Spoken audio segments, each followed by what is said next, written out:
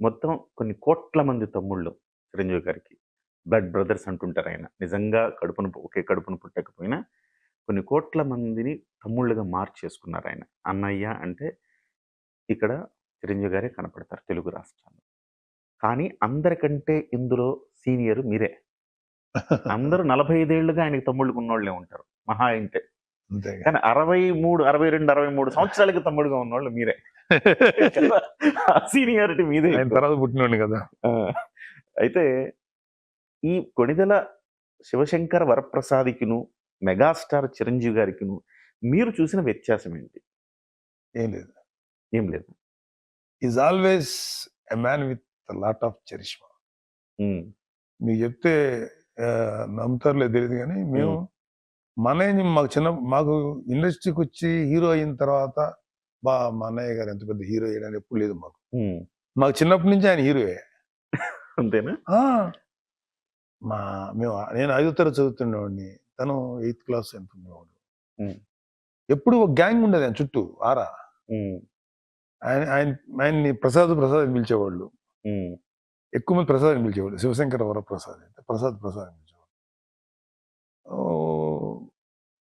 అది అమ్మ ఆంటీ అంటే ఆంటీ కాదు. ఆహ్, మే మే అదే ఏవండీ ప్రసాద్ ఉన్నాడండి.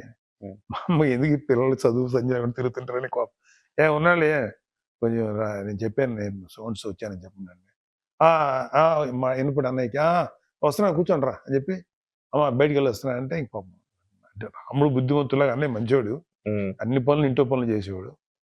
కాబట్టి మా అమ్మ ఏదైనా వెళ్ళినా వెళ్ళనిచ్చేది. ఎప్పుడు కూడా ఒక 20 కనీసం ఒక 10 మంది తిరిగేవాళ్ళు అన్నయ్య చుట్టూ. నాకు ఓకే. మన ఏంటిది నాకు తక్కువ ఫ్రెండ్స్. ఏంటిది మన చుట్టూ ఇంతమంది ఉంటారు. అంటే అప్పట్లోనే ఏదో ఒక ఆరా ఏదో ఉంది చరిత్ర ఆరా. ఉంది. ఆ! హ్మ్. నేను ఆయన క్లోజ్‌గా చూసింది 6వ తరగతిలో చదువుతున్నప్పుడు చూసాను. తర్వాత హ్మ్, 10థ్ క్లాస్‌లో చూసాను. 6థ్ క్లాస్‌లో చూసాను. ఆయన 10థ్ క్లాస్ చదువుతున్నాడు. నేను 6థ్ క్లాస్ చదువుతున్నాను. ఒకే స్కూల్‌లో. అలాగే ఒకే కాలేజీలో ఆయన జూనియర్ ఇంటర్ అయితే ఆయన డిగ్రీ ఫస్ట్ ఇయర్ ఫైనల్ ఇయర్‌లో ఫైనల్. ఉండేవాడు.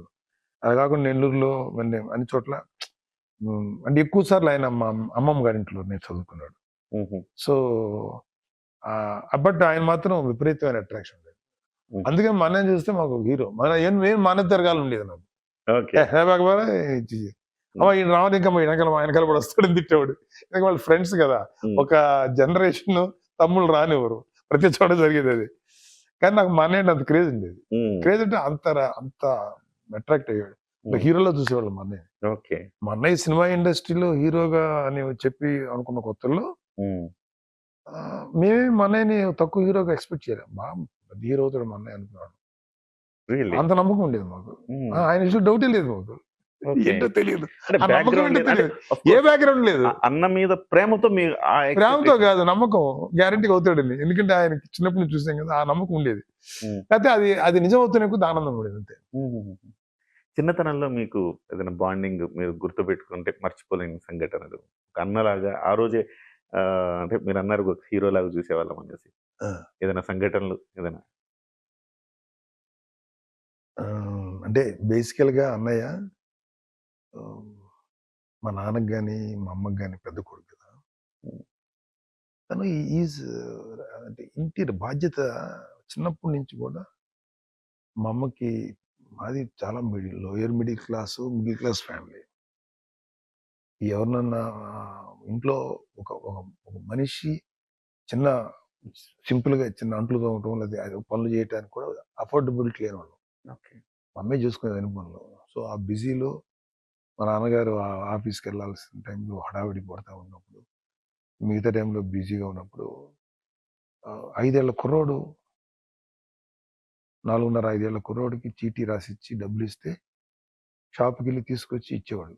హ్మ్. ఊహ గూడా అంటే అప్పుడప్పుడే ఊహొచ్చేది. అంత బాధ్యతలు తీసుకున్నాడు చిన్నప్పటి చిన్నప్పటి నుంచి. నుంచే. హ్మ్. సో, రెస్పాన్సిబిలిటీ అన్నయ్య. హ్మ్. సో, ఇయన్నీ ఒక ఎత్తైతే, నాకు మా అన్నయ్యకి ఎప్పుడు చిన్నప్పటి నుంచి హ్మ్. టగ్ ఆఫ్ వార్ ఉండేది. అవునా? నన్ను బాగా కొట్టేవాడు. నేను బాగా తిట్టేవాడిని మా అన్నయ్యని. అవునా? అలా ఉండేవాళ్ళం. హ్మ్. అంతేలే చిన్నప్పుడు ఒకరోజు అన్నదమ్ములు అట్లా. మరి 4 కదా తేడా. హ్మ్. తర్వాత మా అమ్మ ఒకరోజు ఫుల్ క్లాస్ పీకింది. మా అన్నయ్యని పేరు పెట్టి పిలిచేవాడిని. ఆహా! ఇంకా నోరు చెన్నలో నోరు ఎట్లేదు మా అమ్మ తిట్టింది. "ఏరా నీకంటే వయసులో పెద్ద గౌరవం లేదని" చెప్పి ఫుల్ కోటింగ్ ఓ రోజు. కొట్టడమో, తిట్టడమో చేసింది. అంతే. ఇమ్మీడియేట్‌గా డిసిప్లిన్ చేసింది. అప్పటి నుంచి అన్నయ్య అని పిలవడం. మరి అదొకటి చూస్తే అలా ఉంది. కాకపోతే పాపం అన్నయ్యకేంటంటే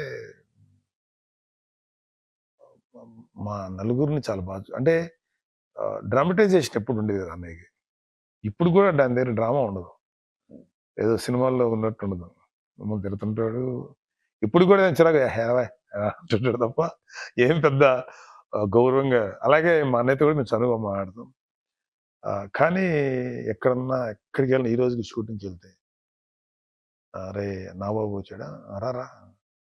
వాడు భోంచేసాడా? వాడు భోజనం తెప్పించండి. వాడు తిన్నాడా లేదా?" ఇలాగా కన్సర్న్. నన్ను కాదు, నా పిల్లల్ని కాదు, కళ్యాణ్ బాబు కాదు, కళ్యాణ్ పిల్లల్ని కాదు, మా చెల్లెలు అందరిని బాగా చూసుకుంటాడు. హ్మ్. ఆయన ఎలాంటి వ్యక్తి అంటే వెరీ ఆర్గనైజ్డ్. హ్మ్.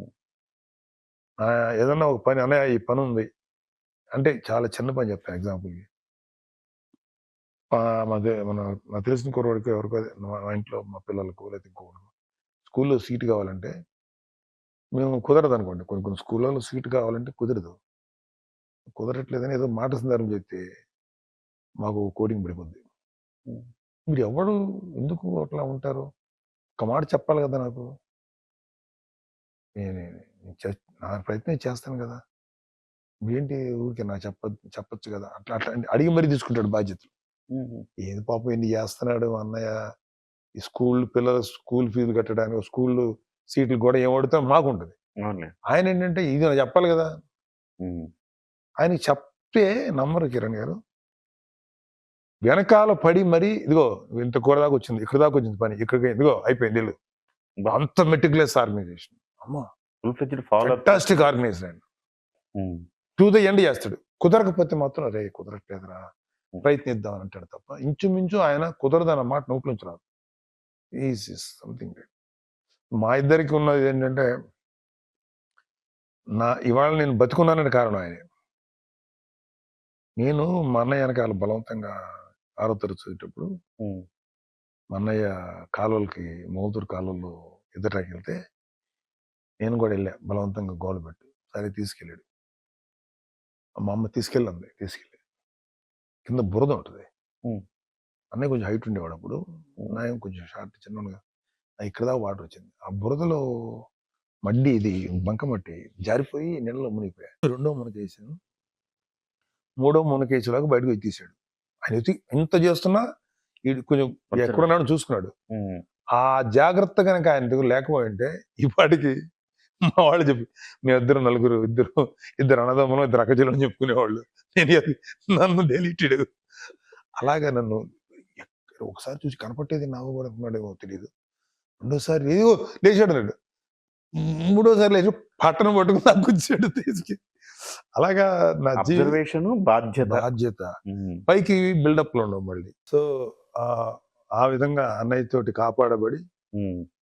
లేతే రెండో జన్మ ఇచ్చింది ఆయనే. మొదటి జన్మ మా అమ్మ ఇస్తే, రెండో మా జన్మ. అమ్మ, నాన్న ఇస్తే రెండో జన్మ ఆయన ఇచ్చాడు. ఆ విషయం ఆయన కూడా గుర్తుండదు ఇప్పుడు. ఎప్పుడే అవును కదా! అనుకుంటాడు అంతే. ఆయన ఏది కూడా హెల్ప్ చేసేసి గాల్లో వదిలేస్తాడు. హ్మ్. అర్ఘ్యం తర్పణ చేస్తాడు తప్ప తాను మళ్ళీ ఉంచుకోడు. ఆయన గుర్తు కూడా పెట్టుకోడు. ఒక రకంగా ఆయన మీద ఏదైనా విమర్శలు వచ్చినా కూడా ఎందుకు వస్తాయంటే ఆయనకి పిఆర్ లేదు. హ్మ్.